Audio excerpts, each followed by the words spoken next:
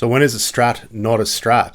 Facebook Marketplace has struck again, and I have been struck down with gas, and I've come home with another new guitar.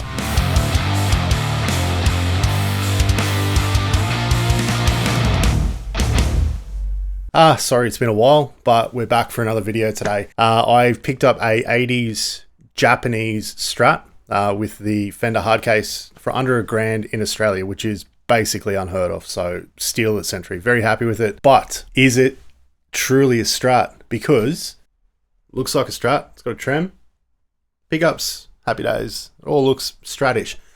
But it has got Seymour Duncan humbuckers, single coil size humbuckers all throughout it. I don't even know what they are. So that's the whole point of this video today. I'm going to change the strings on it, and while I'm at it, I'm going to pull it apart and have a look and see what's in it, because there's a few things going on with this guitar that, while it's awesome and I love it, aren't necessarily what I want in a Strat. My suspicion currently is that it's got the dude from Iron Maiden's pickup set in it, but it's still got the stock 250k pots, so the guitar itself is a little bit darker than what I'd prefer. So I want to open it up and have a look, see if it is 250ks. I'm going to swap them out to 500s at a later stage. If it's 4-core wiring, I can throw push-pulls or push-pushes in there to have a little bit more versatility. And yeah, I think we'll go from there. So what it is a early 80s Japanese Strat with a H serial number, rosewood neck. Like I said, it's got the Seymour Duncan pickups in it. The previous owner must have upgraded the hardware. It has got the black jack on it, Wilkinson trem, which actually feels really nice, to be completely fair. Funnily enough, though, it's still got the white trim cavity cover on the back of it, but whatever. It is what it is. Little string roller trees up in the headstock, Godo tuners, everything you'd expect in a Japanese Strat. Plays great, sounds pretty good. Not going to lie, I rehearsed with it last night, and it actually, in a live setting, sounded really good. It's just not bright, snappy enough. It's not Stratty enough, I guess. A lot to do with the pickups. I know that. It's never going to sound like a vintage Strat. But if there's a way that I can modify it to brighten it up a little bit, then so be it. So what I thought we might do really quickly before I tear it apart and have a look is I've just got it plugged into the Tonex. I'm going to play through the pickups just to see what they sound like on a clean setting, and then also what they sound like on a dirty setting, just so we can get a bit of a baseline for later videos. If I do decide to modify it, we've got a bit of a baseline of what it sounds like in its current form. All right, so let's go. All right, so clean tones, currently neck position.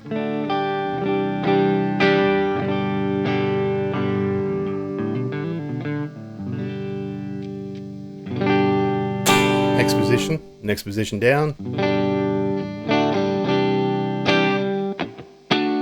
So usually this would be the really quacky sort of, and it sounds a little bit darker than what I'd usually associate with a Strat. The middle position.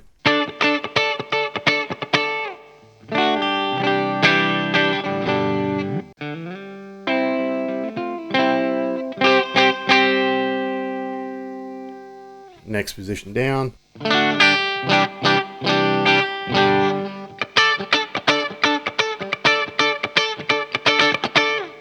A little bit quackier, but then the bridge itself.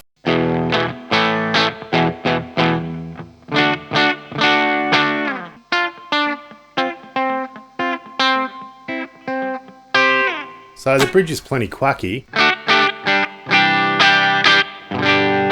it's not really single coil quack. Alright, same deal again, but we're going to do it with a higher gain tone this time. So starting on the neck position again, it's real dark. Tones all the way up on it.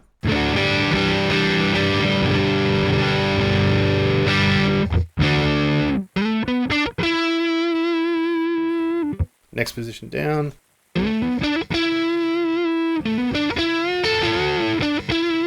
Next one down again.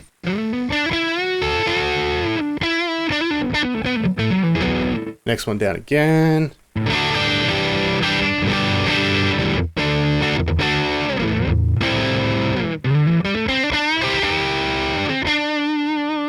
So next position down, the second from the bridge.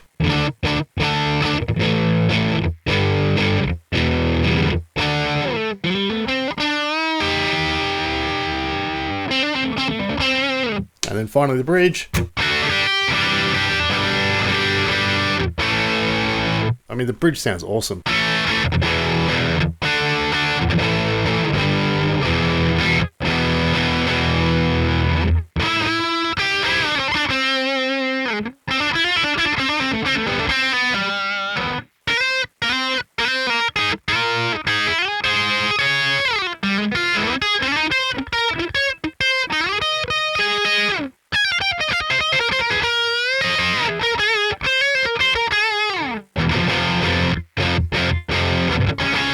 Sweet, so that's the pickup combos and the sounds out of this thing. So now I'm just going to chuck it on the bench and we're going to see what the guts are. Alright, so I've got the back plate off, so we can have a look to see what's going on inside here. All pretty standard. The trem block is pretty chunky though, so I don't know what it's made out of, but it is a bit of a beast compared to the Squire Strat that I've got. So that's quite reassuring. Obviously we need to tidy it up a little bit because it's a little bit dirty, but you know.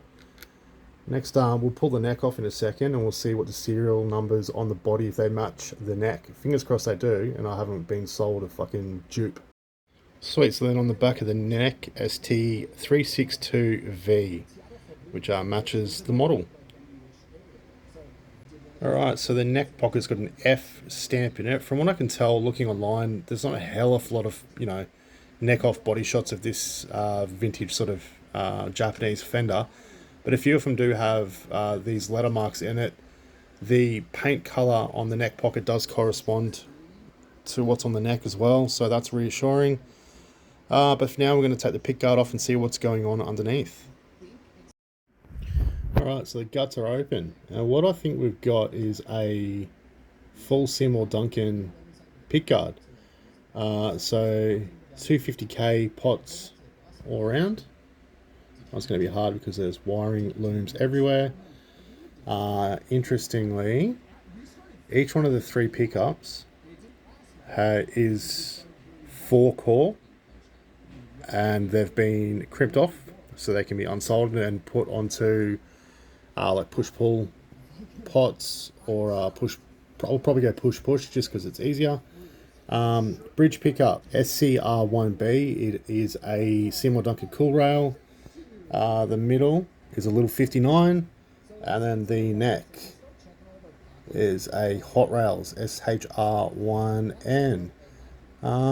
So I'm kind of torn whether or not I should do the conversion or keep it as is and potentially sell the pickguard and get something different, but that's what we got living inside the cavity.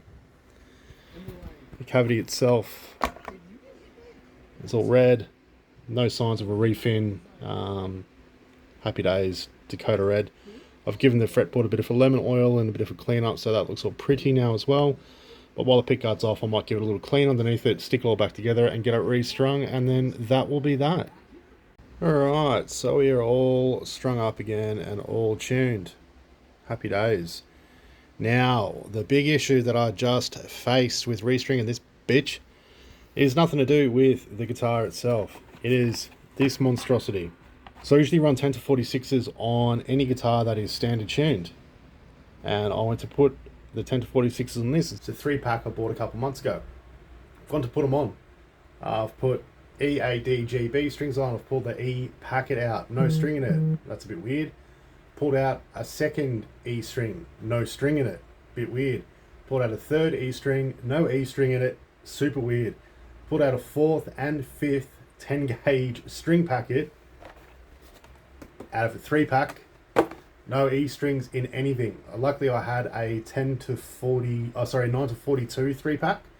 I don't really like 9 to 42, so they've just been sitting on the shelf for a little while, so I've just banged a 9 on this. Shouldn't be too much of a difference, but I've now got a set of strings, 10 to 46 with no 10. So thanks Elixir.